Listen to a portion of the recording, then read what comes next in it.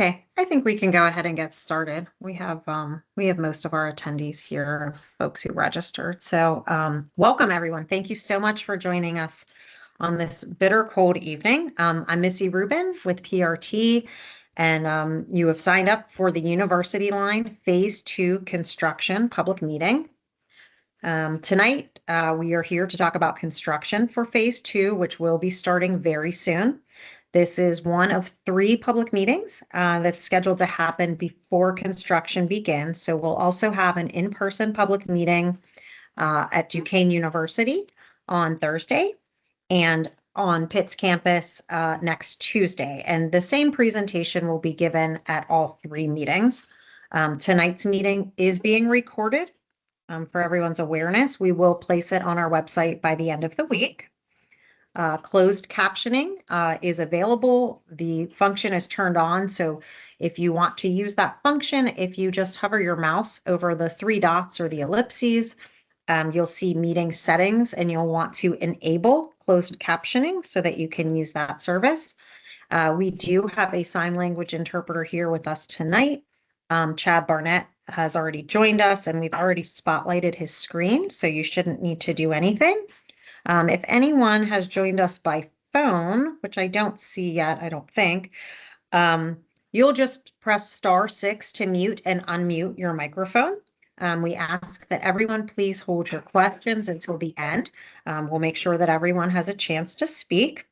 And I'd like to turn it over to our CEO, Catherine Kellerman. Good afternoon. Well, good evening, everybody. Thanks for joining us tonight. As Missy said, I'm Catherine Kellerman. I'm the CEO here, and thank you for joining us to hear about our PRTX University Transit Project. Big deal to kick off the year. So it's cold, but that's not stopping us from getting started on BRT. You've noticed that our downtown construction has slowed down with the weather. Once the weather improves in the springtime, that'll be kicking off and finishing that construction by early summer. For this project, which is uptown and through the university area, this project is bringing in millions of federal dollars to improve transit, walking, and biking. We'll be building 6 new miles of transit corridor, dedicated bus-only lanes, 18 new stations with amenities, 2 miles of protected bike lanes, which it's very exciting to me. New trees, I also love that, and lots of new sidewalks throughout the corridor project over the next few years. So thanks for taking your time to join us today to hear a little bit more about the project. And I'm going to turn it over to you, Denise, I've got to say your name correctly, Denise Ott, our Director of Capital Programs, to kick off the presentation. So thanks for joining us. Thank you, Catherine. Hi, I am Denise Ott. I'm Director of Capital Programs, as Catherine mentioned, here at Pittsburgh Regional Transit. I have been involved in the Bus Rapid Transit Project, or the University Line Project, for quite some time here. I am probably since about 2018. And I am here to talk to you about Phase 2 because we're very excited to start construction. So I will share my screen. Can everybody see that? Yes. Yes. Yes. Okay, good. All right. Well, hold on. There we go. Now the slide advanced. That's great. Okay. So PRT and the city of Pittsburgh have been working on the University Line project for quite some time.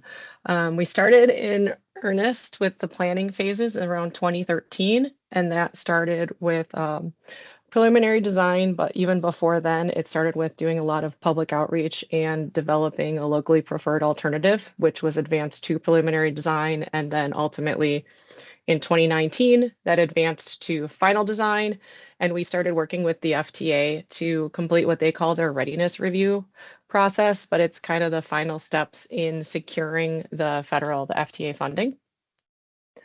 As part of that readiness review process, the end result of that was that we kind of broke the projects into multiple phases, as well as had some kind of changes with how we were approaching some of the scope.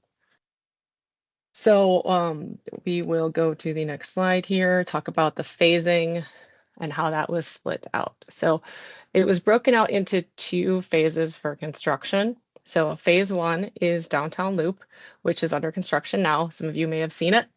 under construction. It's starting to you can start to kind of see the finished product a little bit in certain areas. So some of you may have noticed that.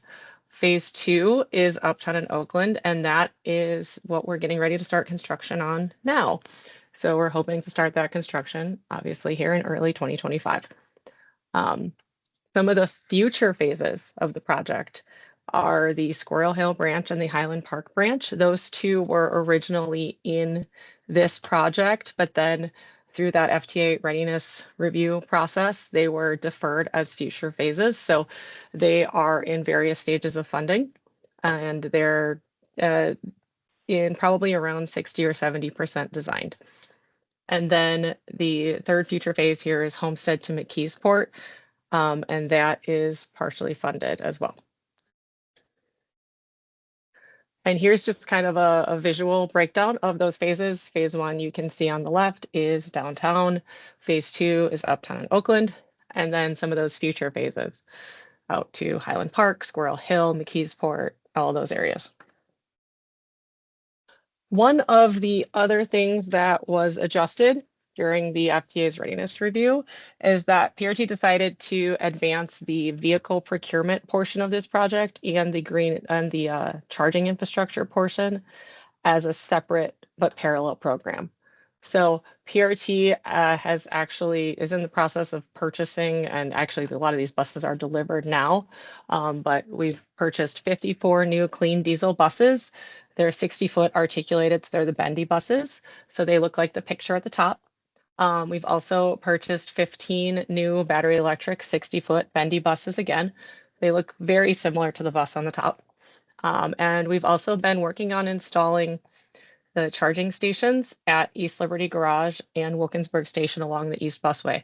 The picture on the bottom is one of the overhead pantograph or fast chargers that's installed along the East Busway. Some of the other changes that the BRT project has experienced, this one's not related to the readiness review process, but nonetheless, one of the minor changes here we've experienced is the original proposal was to shorten the P3 so that it ran between downtown Pittsburgh and Wilkinsburg Station, where that charging infrastructure is being installed. But there were a lot of requests to keep the P3 trips running to Swissvale Station.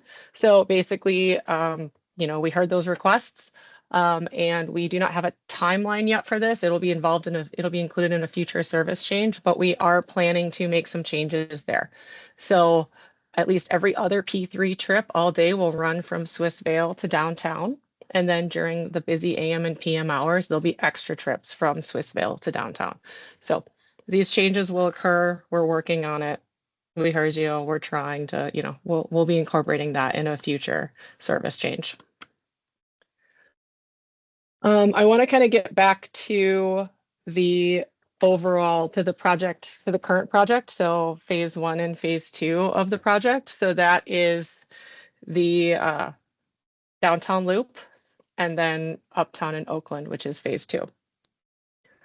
So before we talk about the schedule portion of this slide, I do want to touch on the routing, because I just want to make sure that everyone understands what the project is. We've talked about it a lot, but I know that people all have varying levels of knowledge at this point. So just a real quick overview of the project. So we are installing bus lanes and stations on 5th Avenue and Forbes Avenue through Uptown and Oakland, and they'll also loop around downtown. So buses will travel inbound on 5th Avenue, they'll loop around downtown, and then they will travel outbound on Forbes Avenue, and those will be in painted red dedicated bus and transit only lanes. There'll also be new transit stations along the route, and there will be new bike infrastructure in Uptown and Oakland along 5th and Forbes Avenues, just as a real high level overview. So getting back to like the current schedule here, you can see the area in green. That's the downtown loop. That's phase 1. That's already under construction. The area in blue, if you're moving towards the center of the screen, that is phase 2. That is part of the Uptown and Oakland portion that we're trying to start construction on soon, and we plan to start construction on soon. And then moving to the right, that's Uptown and Oakland. We're starting construction on that soon. One thing I want to point out here is that the Contraflow bus lane that exists today, it goes from Jumonville to about the Belfield. Yeah, Belfield Avenue in Oakland. So that's going away as part of this project, and that will become a bike path, a bikeway. So that portion of the map you can see here in red. So that is kind of the key to the construction schedule. We want to keep the buses running outbound as smoothly as possible during construction. So we're going to keep the Contraflow bus lane in place for as long as possible. So the contractor is going to be working on Forbes Avenue in Oakland first from early 2025 to late 2025. And then when that's done, that's when buses will be able to shift from the Contraflow lane on Fifth Avenue to Forbes Avenue going outbound. And then the work on Fifth Avenue can begin. And that area in the blue is just kind of available for the contractor to work on through this whole construction schedule. So it could be under construction from 2025 all the way to 2027. So we're going to focus a little bit more on downtown, and then we'll talk about phase 2. So the downtown loop is seen here. There's a map here. The red arrows are the bus lanes. So they're inbound on 5th. They turn on Liberty, come outbound on 6th Avenue, and loop around to Forbes. The green squares are the stations, and the yellow arrows are where the buses are in general traffic. So they're not in a red bus lane. Overall, the downtown loop has 5 stations in it, about 35 traffic signals. It's, replacing a lot of the pavement, so it's new line striping also to better align with the new pavement and the new curb lines and things of that nature. So you may have noticed that the construction in downtown loop is slowed down a little bit. It's not stopped. It's still ongoing during winter. It's just that the cold weather and the snow is kind of forcing us to slow down a little bit because there's just things we can't do in cold weather. We can't place concrete very well. We can't paint the red bus lanes. We can't install the shelters.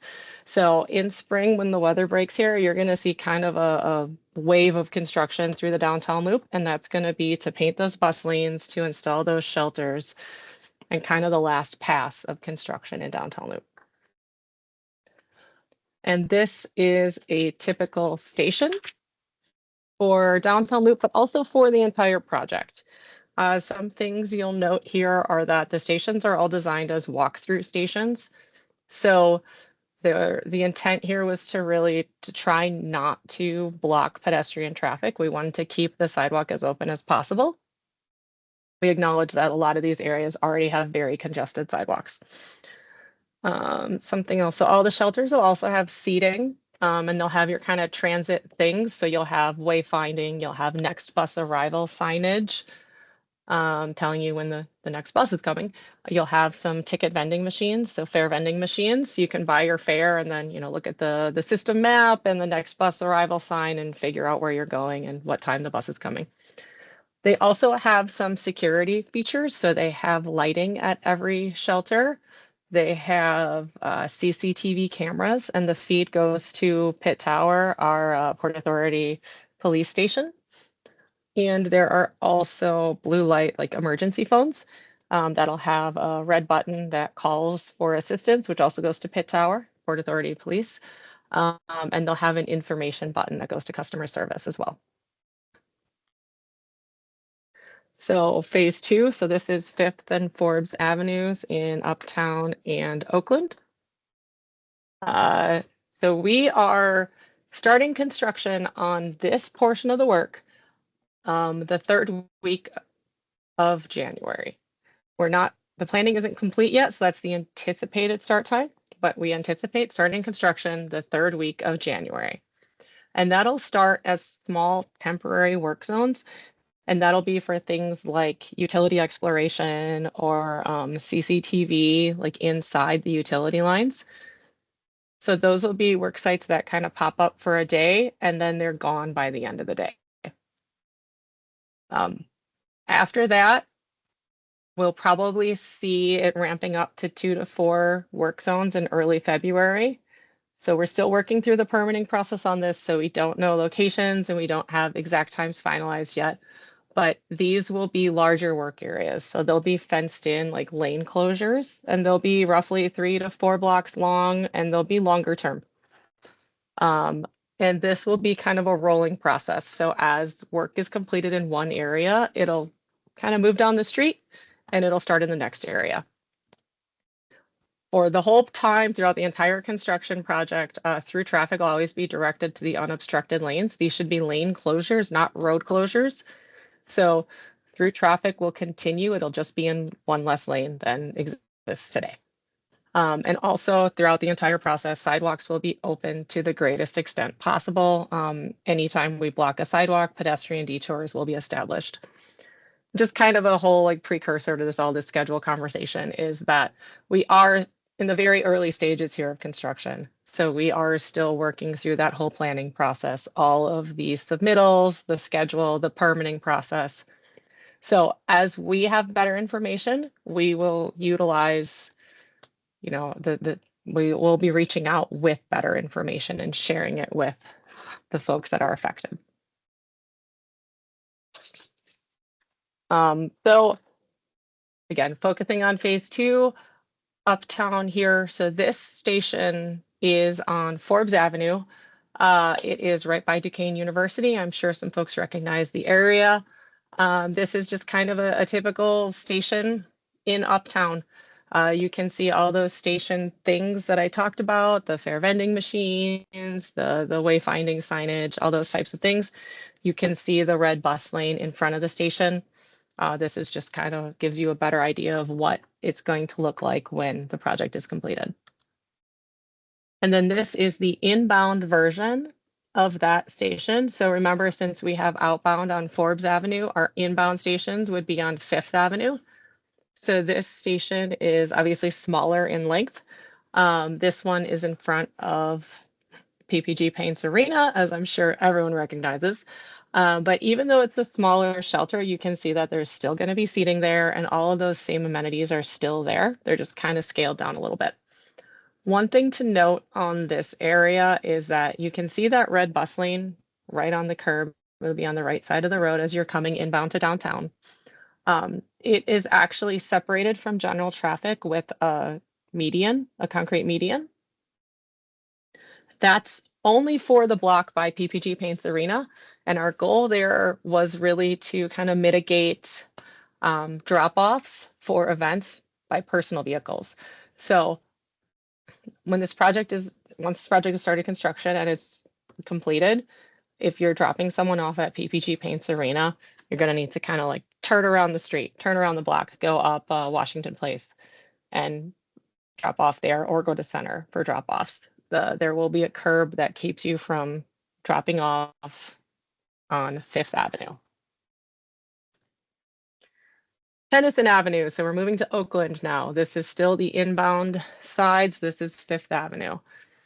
You can see that bus lane on the right-hand side. The reason it's dashed there is because general traffic is allowed to use the bus lane at this location to turn right onto Tennyson. And this area, as you can, well, as many will recognize, has the contraflow bus lane on the left-hand side today. So when this project is done, that contraflow bus lane will become a two-way cycle track. It is parking protected at this point, as you can see the candlesticks, and then there'll be parking to parked cars against it.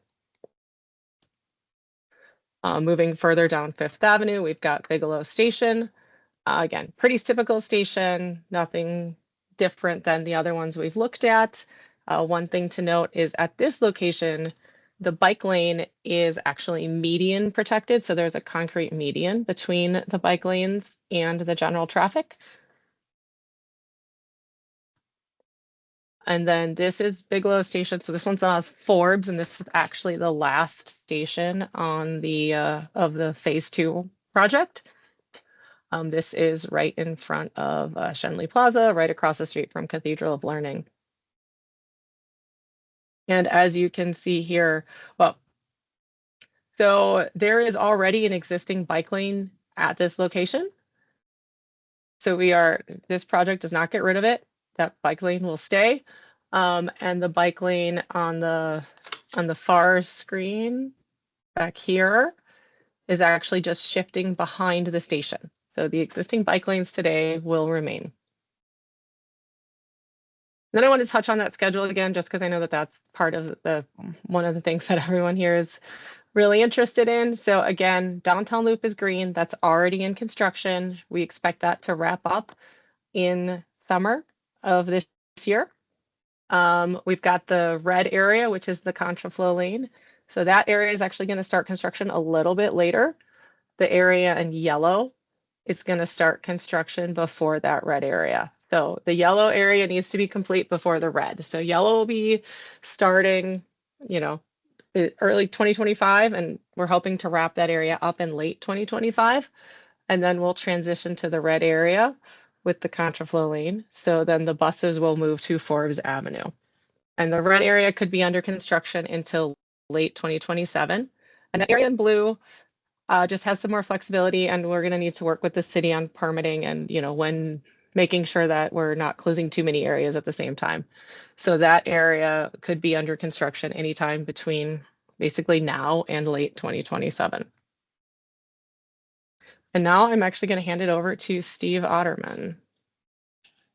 Hi, folks. I'm Steve Otterman with the Department of Mobility and Infrastructure with the City of Pittsburgh. I'm glad that we're all here together today. So I had 3 slides that I wanted to touch on. So the city, of course, as a partner to the project, is making sure that we're making additional improvements above and beyond the transportation aspect. For safety and accessibility improvements, you'll already see a number of these downtown. We are working on 40 different intersections throughout the route, making sure there are accessible curb ramps for those with mobility impairments can get to the curb and cross the street with high visibility crosswalks. At each intersection, there will be push button activators for the pedestrian signal, as well as audible indications for those with visual impairments to know when it is safe to cross the street and in which direction to travel. You'll see the countdown timers, the pedestrian signal heads that tell you how many more seconds you have until the light changes, as well as new traffic signals themselves, the lights in the controllers, as well as lighting. In many locations, not all, but in many, we are bumping out or expanding the sidewalks in order to make shorter crossing distances from one side of the street to the other. And let's not forget that at all the PRT bus stations, there will be an accessible platform so that buses, when they arrive, they can deploy the ramp, and those in wheelchairs or with difficulties with mobility will be able to roll onto the bus or off the bus as they need to at each of those stations. Next slide, please. Also relating to accessibility is accessible parking. So we've worked over the last several years with advocates for the disability community, and we're making sure that in those places where we are having to remove some accessible handicap parking spaces from the street, that we try to replace them as best we can, as close as we can. There will be some parking spaces. It's not just accessible, but all parking for a couple blocks on Forbes Avenue near downtown will be removed because we need the lanes to stay open for traffic flow. There are some new on-street and off-street parking spaces being installed near Duquesne University. Duquesne has done a couple with the 2 new development projects that they've created, but we're also adding several paid accessible parking spaces near Stevenson and Pride Street, both on 5th Avenue and on Forbes Avenue. From that area towards downtown, pretty much all of the on-street parking is paid, metered parking. And so we are creating some designated paid spaces in that portion of Uptown. And other places in Uptown, we've ensured that there are places for people to stop and load or unload those passengers who may have a wheelchair lift equipped van or other vehicle So those are being located at virtually all of the intersections in Uptown. So those who are using a private vehicle to gain access are able to do so at pretty much any street corner in Uptown. We don't have the same needs in Oakland. There's already a lot of accessible parking spaces off-street, and there's very few on-street spaces. Now, that being said, we are affecting on-street parking for those living or visiting both Uptown and Oakland. You will have already seen some changes in downtown that have been instituted. There were a handful of paid spaces that were removed in the downtown loop, and we have relocated, I think, 3 valet parking areas and loading zones. Actually, four if you include the loading zones. Those changes have already been instituted, and the traveling public has already become accustomed to the new configuration. In Uptown, we are removing parking spaces on one side of the street where the buses are traveling in their designated bus-only lane. On-street parking remains on the other side of the street, and in the resident permit parking zones, they remain resident permit parking. And those who have accessible parking spaces, either they remain in the existing location or they're moved no more than about 100, 150 feet away in a couple instances. In Oakland, we have relatively fewer on-street parking spaces. The spaces on Forbes Avenue in the heart of Oakland are not being affected. There are a handful of spaces on Fifth Avenue that are being removed and a handful on Forbes. The ones on Forbes are focused mostly at Kraft and Halkett, that's at the Skyview Apartments and the Residence Inn, or at the other end at Schenley Plaza. And these, again, are to accommodate the travel lanes that are needed, or in the case of Schenley Plaza, the bus platforms and station and bicycle lane that will remain there. So there are some parking impacts, and I think we've tried hard over the last few years to communicate what those will be, so those residents or businesses in those areas will be aware of what is likely to happen. These changes will be instituted gradually as construction reaches each of those areas. They will not be happening on day one. They will happen as construction takes place, most likely by the middle to middle late of the project time period. With that, let's go to the next slide and pass it over to Missy Rubin again about how to stay informed about the project process and our progress so far. Thanks, Steve. So the best way to stay informed for this project is visiting our project website at rideprt.org/BRT.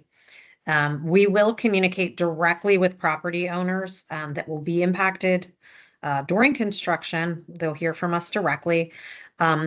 Also, our news hub, if you've not visited the news hub, there's a lot of information on there. The link is included at bit.ly/BRT News Hub.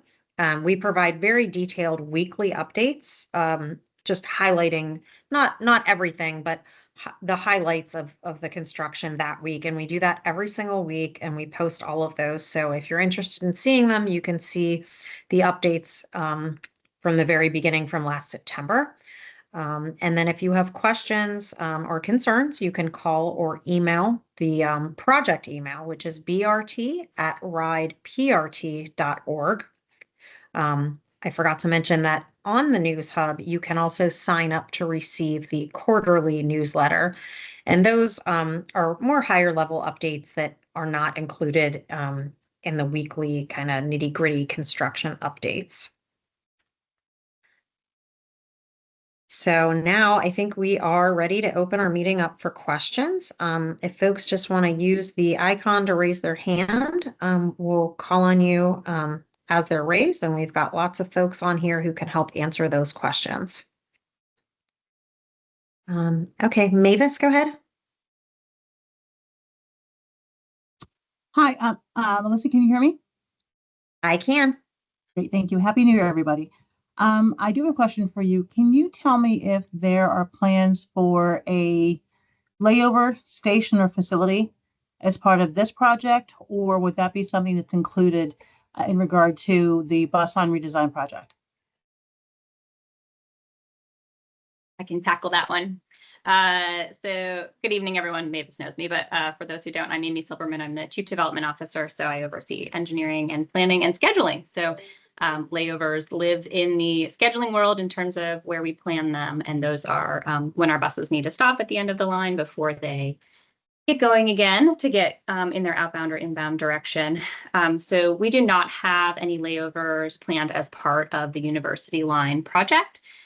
We did originally have several ideas for the 4 local buses that would be turning around in Oakland to have a formal layover to help with their on-time performance.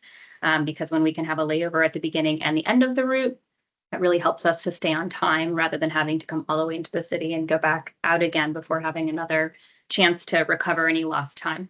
However, we were not able to find a location that worked well with the community. So through those community meetings at the time, we really weren't able to come up with a good parcel or property that worked for the community needs to have that layover. So as it stands right now, those 4 bus routes just turn around at the western edge of Oakland and then begin their outbound journey.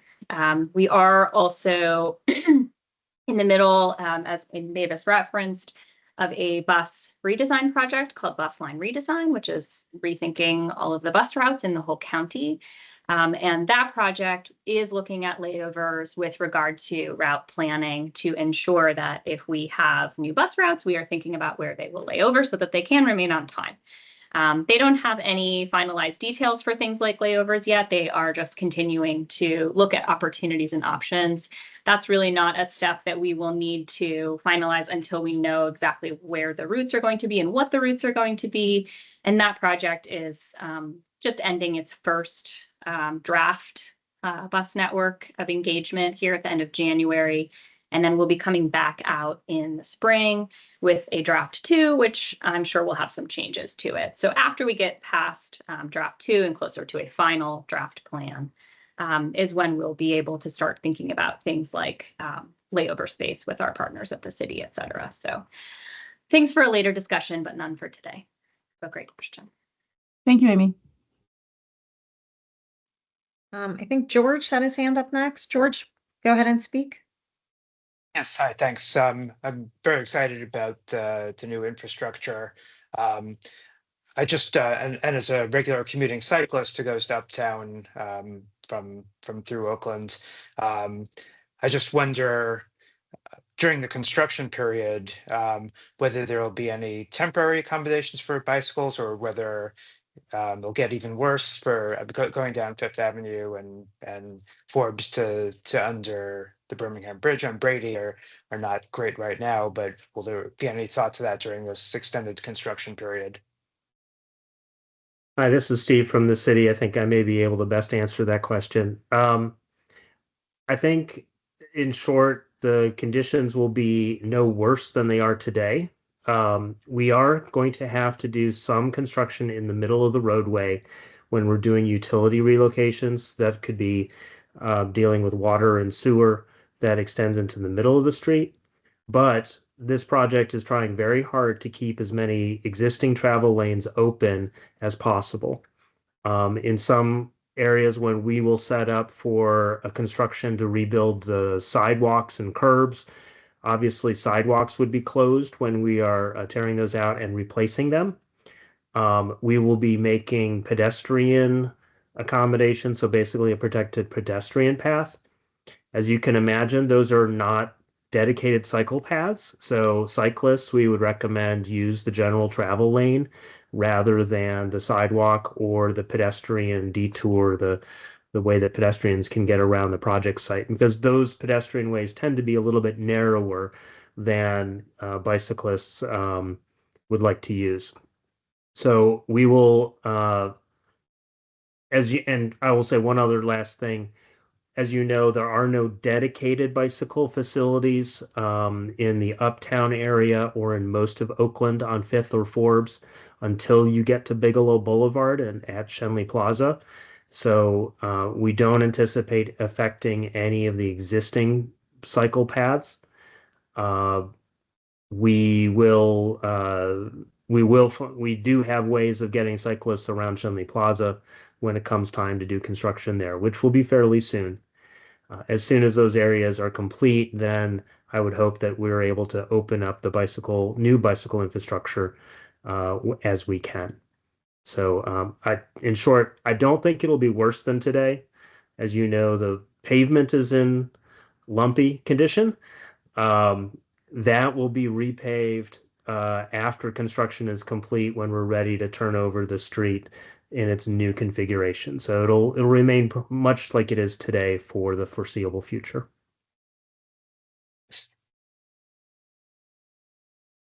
Okay, Elisa. Hi there. I have a couple of questions regarding the construction work that's going to be done in Uptown. I live right smack in the middle of Uptown, right at the border of 2, 3 really of the different areas that are being worked on. And I'm a wheelchair user. Already I've had a lot of problems with other construction being done in the area. I've had to call police multiple times on construction vehicles parked on the sidewalks. So I was wondering what work PRT is doing to ensure that their work folks don't do that sort of thing. I also wanted to know, and this is really important, while the construction is going on along, especially Fifth Avenue, but Ford's Avenue as well, I assume that the buses will not be able to pull to the sidewalk and will have to just pull over in the middle of the street. That's incredibly problematic for wheelchair users because the ramps don't always deploy low enough and it gets to be a very dangerous angle of getting on the bus. I already deal with this at the corner of 5th and Jamonville because people park too close to the bus stop and drivers just don't always pull over. What's going to happen with this? Like, can bus stops be temporarily moved? Is that part of the plan? I just, this is very dangerous for me.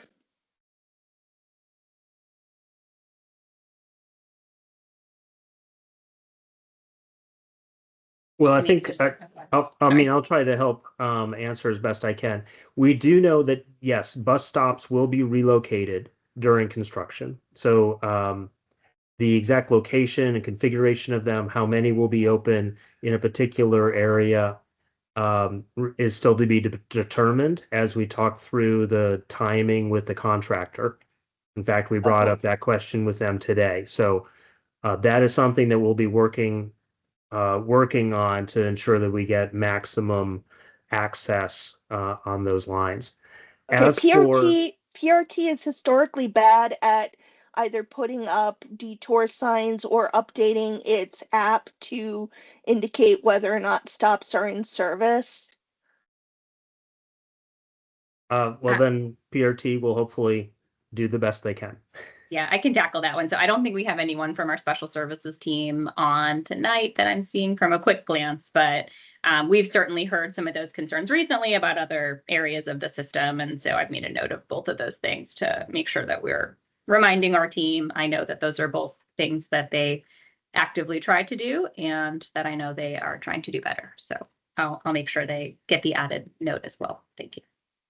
And regarding contractor vehicles parked on the sidewalk or in places where they're not supposed to be, the city does enforce that. They don't. Clearly, when you see things, you can call 311 or the police. I can say with our experience downtown, the contractor has been usually pretty good about that. They have been cited a few times when their inspectors or their workmen have parked outside of their work zone and receive tickets. So we will continue to enforce that to ensure that the parking spaces are available to the general public. Okay, because bear in mind there's other construction going on in the area too. So like I dread, for example, on the corner of 5th between Moultrie and Bridge, Seneca? Birmingham Bridge. Yep. No, Okay. the other direction, Birmingham Bridge, between Yep. Moultrie and Birmingham Bridge, and actually some of Seneca too. There is that construction area that's going on the south side of Fifth Avenue. If you shut down the north side of Fifth Avenue as well, that gives no pedestrian access between Uptown and the Birmingham Bridge for those of us who walk that way. Yes, and we recognize that. So part of our permitting and approval process at the city is to make sure that the contractors' work zones maintain pedestrian access to the areas where people need to go. And so that is something that we're focused on, making sure that those routes remain open. It may be that there's a kind of barrier in place to protect people who are walking in the street from the cars or vehicles that are traveling elsewhere in the street in order to keep that pedestrian pathway open. So that is part of our permitting review and inspection process at the city to make sure that these areas remain open to the public. Okay, thank you. You're welcome. Kathy.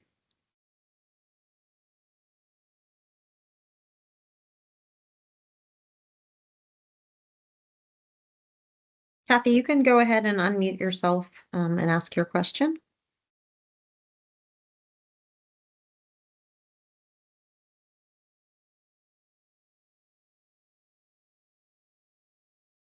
Kathy? Okay, maybe Kathy stepped away for a minute. Not seeing any other hands raised. For folks on the phone, if you have a question, I know you're not able to use the hand function. You can just press *6 to unmute yourself and just go ahead and speak if you have any questions that you'd like to ask.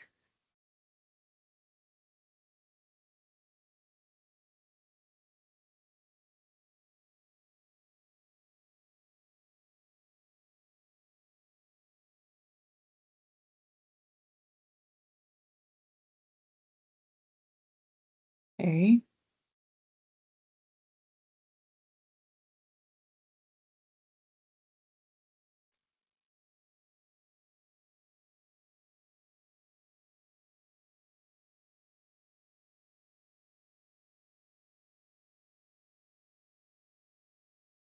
Okay.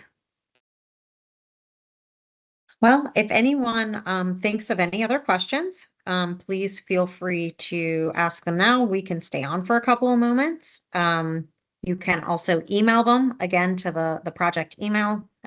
Denise, are you able to put that up? Sure. Sorry, I didn't mean to put you on the spot. That's okay. No, that's fine. Just so folks have the phone number and the email, and you can call those anytime. That email goes to several people, so there's lots of eyes on it to get you a response quickly. And again, we will be reaching out directly to properties that will be impacted by the construction. So you'll hear directly from us, and we hope that you'll sign up for to receive the newsletter and check out our weekly updates. We're very excited to get started with phase 2 construction.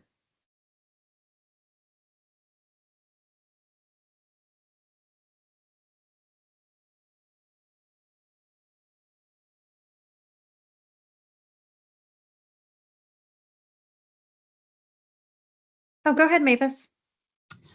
Question, can you share, you might have already covered this, apologies if I'm duplicating. How frequently will the website be updated in regard to updates for example, if there's any last minute construction changes, we'd love to be able to assist in getting that information out, not just to adjacent property owners, but anybody traveling in the corridor. Yeah, we're going to put out weekly updates. So what we've done with phase 1, which has worked really well, is every Friday afternoon, I send out a weekly update that highlights all of the details of the upcoming week. If there is anything that will impact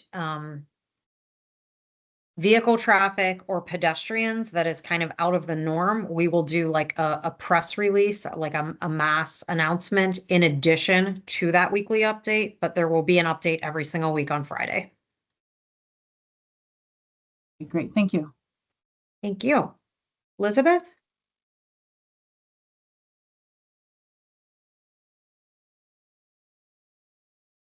You can just go ahead and unmute yourself. Yes. Are you going to be updating your social media when you're going to be sending out press releases or? Yeah, so we have a couple different social media channels. Major announcements will be shared on social, but weekly updates will be posted primarily to the news hub. So you're not going to see like a weekly announcement every single week for the nitty-gritty of the construction. Okay. And one other question, your choice of the candlesticks across from the plaza on Forbes. I thought there was talk of them being barriers of some sort because quite honestly, most of them get knocked down within a couple of days.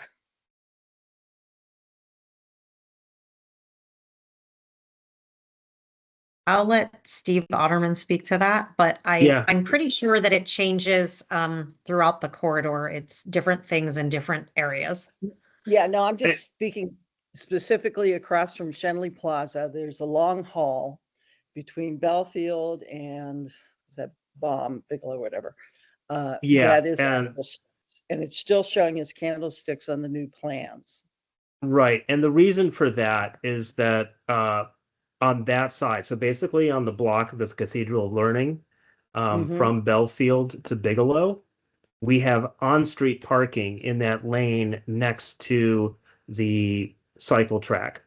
So we have to allow for people to get in and out of their vehicles. So doors opening and closing and people getting in and out of their parked vehicles, crossing the cycle track and getting to the sidewalk.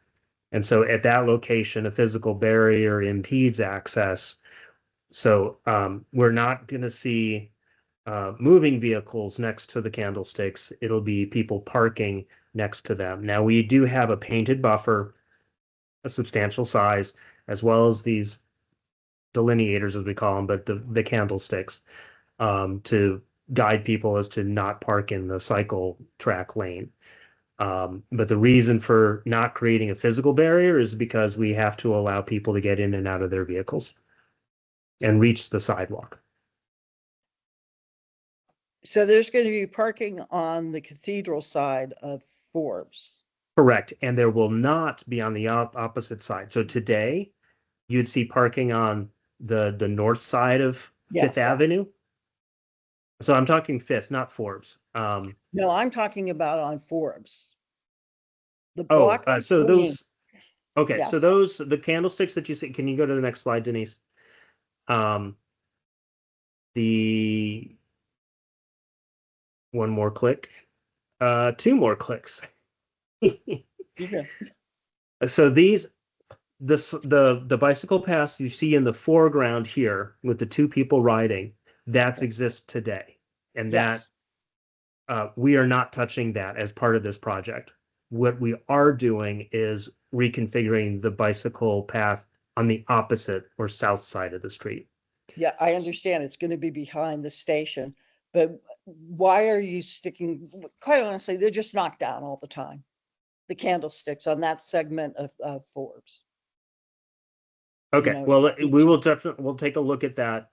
I'm trying to pull up on my screen the details to see if I can confirm that, but I believe what is shown in the image is what is planned. We clearly were not trying to change things on the north side of the street because that already exists today. There is a substantially wide striped buffer between the bicycle path and the traveling vehicles. It's about 6 feet wide. And then there's like a 5 foot wide bicycle lane.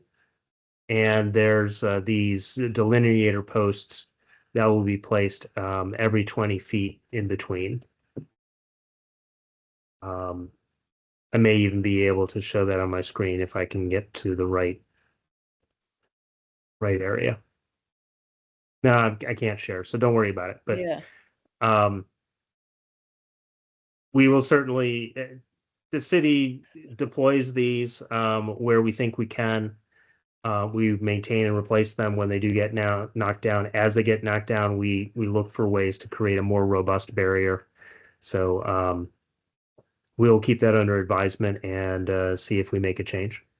yeah, because quite honestly, people come through Forbes and the business district and they hit Bigelow and they tend to pick up speed. Okay.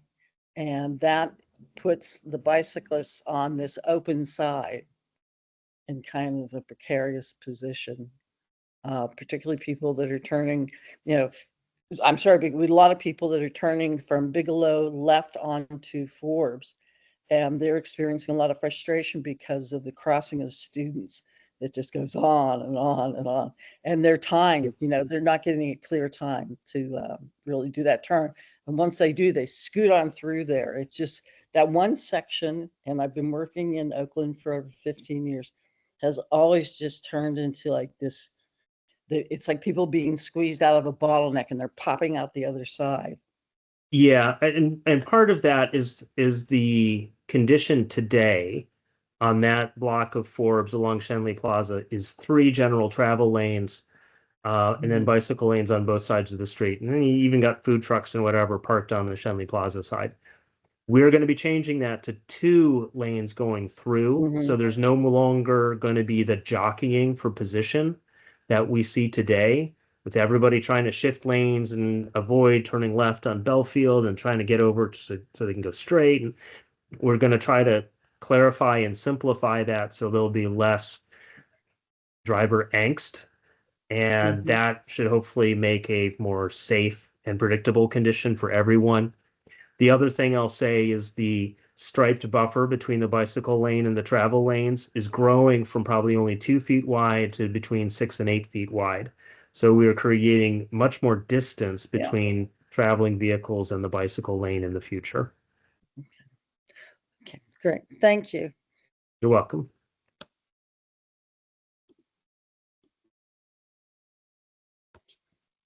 Mavis? This question is for Steve. Steve, we've talked about this, but I wanted to just see if there's been any further developments. Can you share, are there plans to reutilize the railing that's located along the Fifth Avenue, the contraflow lane? Yeah, there is no plan to reuse the railing, I should say, at Cathedral of Learning. Right, so there's kind of these concrete piers, and then there's a very simple railing. It's only one top rail and 2 little posts. We've asked University of Pittsburgh and also our Department of Public Works at the city, and neither group is interested in maintaining or salvaging that. I will say that the railings that are at other locations along Fifth Avenue are owned and maintained by either UPMC or the University of Pittsburgh, and both of them have chosen that they want to salvage or reuse them. I think you had a comment some time ago about maybe those railings would remain to separate pedestrians from bicyclists. We feel that that's not necessary. The safety concern is between vehicles and bicyclists or pedestrians. We can't find any instances of bicyclists and pedestrians having a serious injury or fatality when they are adjacent or near each other. There will be a change in elevation, pedestrians on the sidewalk, bicyclists at street level, but the bicyclists are protected from the general traffic, and that's really where the danger lies. So the railings will no longer be required, and those who own the railings are taking them back. In the case of the Cathedral of Learning, there's no interest in reusing those. They're very simple, and frankly, there's not much you can do with them. Steve, the railing along, are you talking about the Cathedral, the bollards with the different sections of railing? Because those were historic when they were installed. No, my understanding, and we checked with that, is that no, they are not historic. Okay. So they're not protected by in any measure. And they're not like limestone or granite or anything. They're just formed concrete. And the railings really don't pass ADA muster today. We wouldn't install something like that today. They really wouldn't be permitted. Thank you. You're welcome.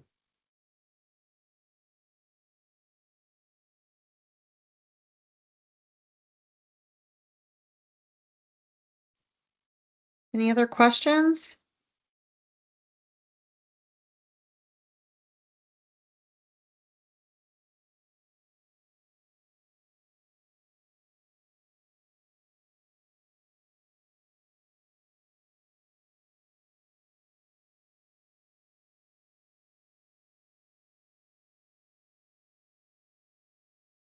Thank you. Amy, did you want to say anything?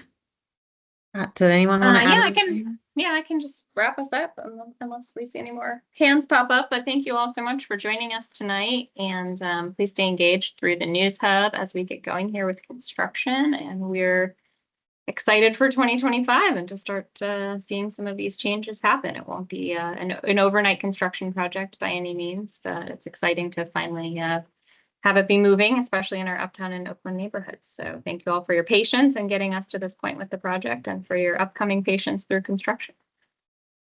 Thanks for Melissa, Ditto will on the- everything Amy said. Thank you. Melissa, will the presentation be available? Yes, Okay. we can put, we can put we can email the presentation out, and we will have a recording of this meeting as well, on the website by the end of the week.